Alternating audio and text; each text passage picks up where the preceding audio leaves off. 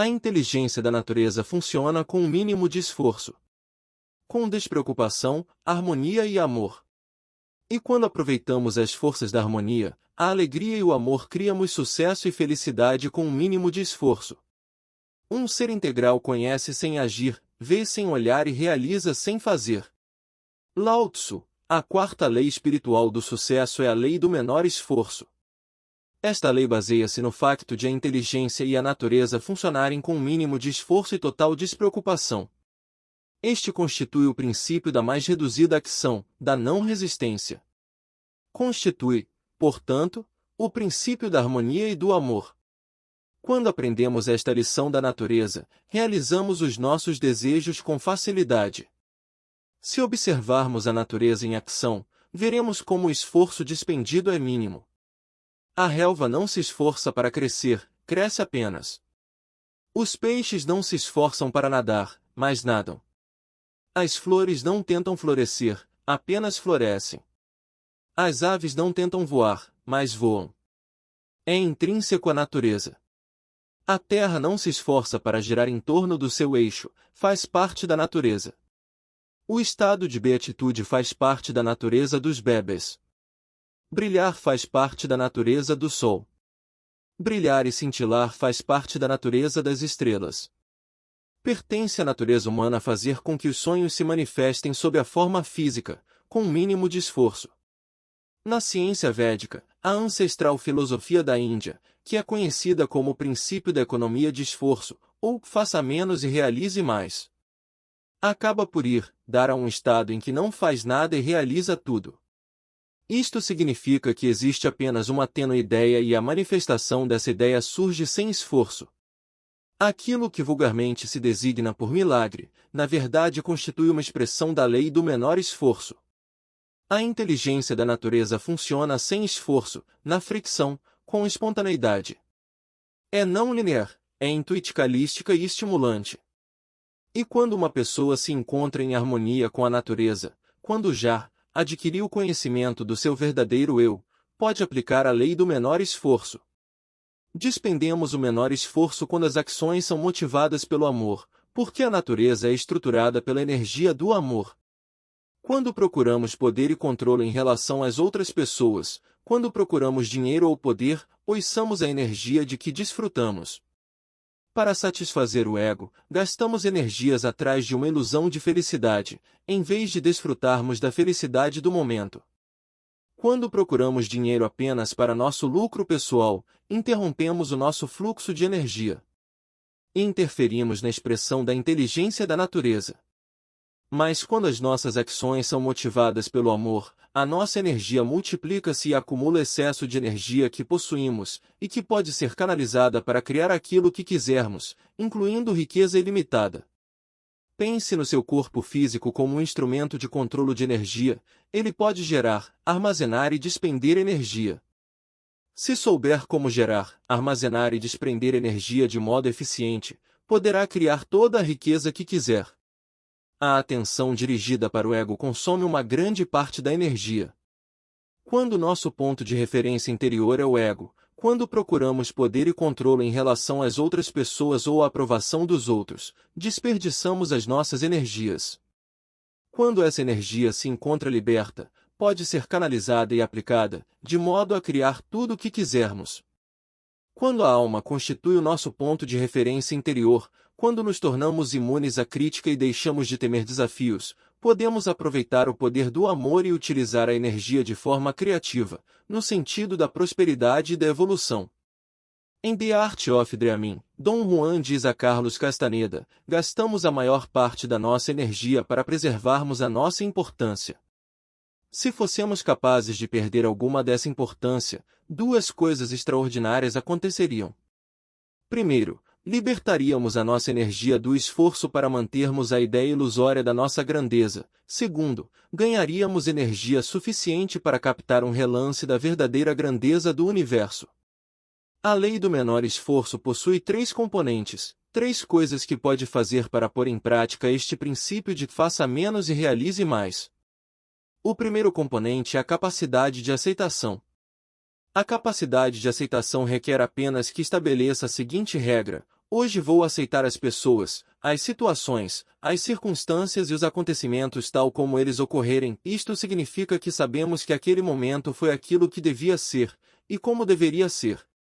Esse momento pelo qual está a passar agora constitui o culminar de todos os momentos que viveu no passado. Esse momento é como é, porque todo o universo é como é.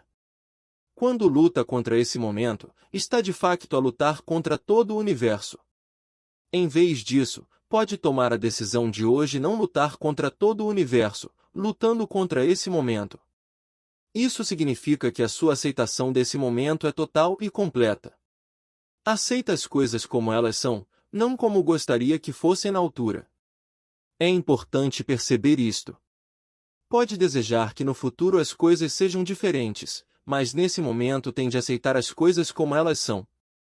Quando se sentir frustrado ou aborrecido por uma pessoa ou situação, lembre-se de que não está a reagir a essa pessoa ou a essa situação, mas aos seus sentimentos acerca da pessoa ou da situação.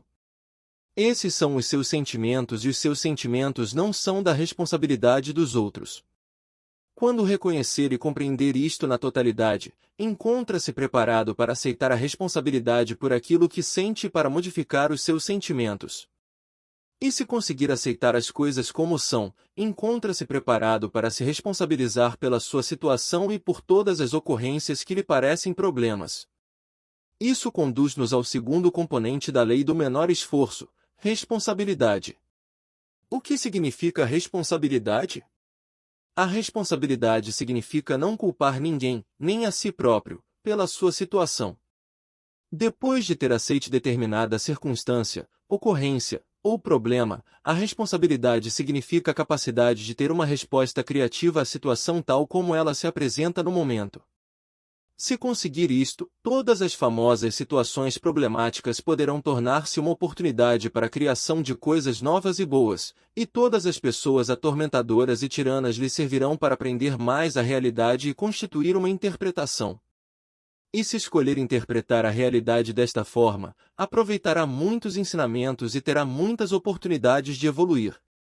Sempre que tiver de enfrentar alguém tirano ou atormentador, um professor, um amigo, ou um adversário, todos significam a mesma coisa. Lembre-se disto, este momento é aquilo que deveria ser. Sejam quais forem as relações que tenha trazido para a sua vida, serão sempre aquelas de que necessita no momento que passa. Há um significado oculto por trás de tudo o que acontece, e esse significado oculto serve à nossa evolução. O terceiro componente da lei do menor esforço é o distanciamento, o que significa que o seu conhecimento se deve estruturar através do distanciamento e que deverá renunciar à necessidade de convencer ou persuadir os outros dos seus pontos de vista. Se observar as pessoas à sua volta, verá que elas passam 99% do tempo a defender os seus pontos de vista. Se renunciar à necessidade de defender os seus pontos de vista, por meio dessa renúncia ganhará acesso a imensas quantidades de energia que antes tinham sido desperdiçadas. Quando se torna defensivo, culpabiliza os outros e não aceita render-se ao momento presente, a sua vida encontra resistência. Sempre que encontrar resistência, o melhor é reconhecer que se forçar a situação, apenas aumentará a resistência. Não deve manter-se rígido como os altos carvalhos que a tempestade quebra e derruba.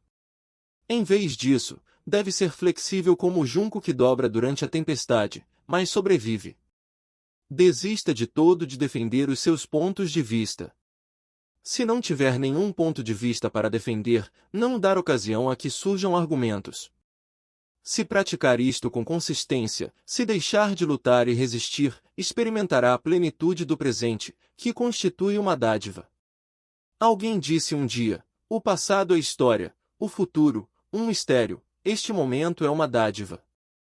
Por isso este momento se chama presente. Se aproveitar o presente e formar com ele uma unidade, fundindo-se nele, sentirá um fogo, um brilho, uma centelha de êxtase vibrando em todos os seres vivos sensitivos.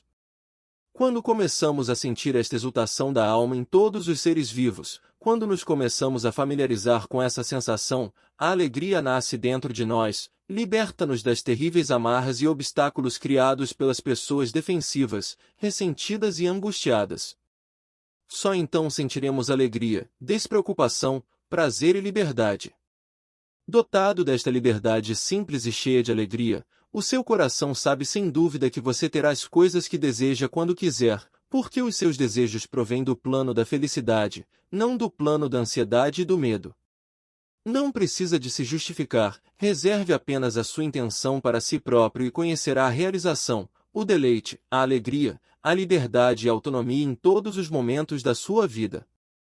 Comprometa-se a seguir o caminho da não-resistência. Este constitui o caminho através do qual a inteligência da natureza se desdobra espontaneamente, sem fricção e sem esforço. Quando conseguir a delicada combinação aceitação, responsabilidade e distanciamento, sentirá o fluir da vida, sem nenhum esforço. Se nos mantivermos abertos a todos os pontos de vista, se não nos prendermos com rigidez a um único, os nossos sonhos e desejos fluem com os desejos da natureza. Então podemos libertar as nossas intenções, com distanciamento, e esperar pela altura própria para os nossos desejos se tornarem realidade. Podemos ter a certeza de que quando chegar à altura própria, eles se manifestarão. Esta é a lei do menor esforço. Como aplicar a lei do menor esforço? Ponho em prática a lei do menor esforço, seguindo estes passos. Terei de praticar a aceitação. Hoje aceito pessoas, situações, circunstâncias e acontecimentos, tal como eles ocorrerem. Reconhecerei que este momento é aquilo que deveria ser, porque todo o universo é como deveria ser. Não lutarei contra todo o universo, lutando contra o momento presente. A minha aceitação é total e completa. Aceito as coisas como elas são no momento, não como eu gostaria que fossem. Depois de ter aceite as coisas como elas são, aceitarei a responsabilidade pela minha situação e por todas as ocorrências que me aparecem. Sei que aceitar a responsabilidade significa não culpar ninguém, nem nada, pela minha situação, incluindo eu próprio. Também sei que em cada problema se encontra oculta uma oportunidade e o facto de me manter atento às oportunidades permite-me aceitar o momento que passa e torná-lo melhor. 3. Hoje o meu conhecimento refere-se ao distanciamento. Renuncio à necessidade de defender os meus pontos de vista. Não sentirei necessidade de convencer nem de persuadir os outros a aceitarem os meus pontos de vista. Permanecerei aberto a todos os pontos de vista e não me prenderei com rigidez a nenhum deles. 5. A lei da intenção e do desejo.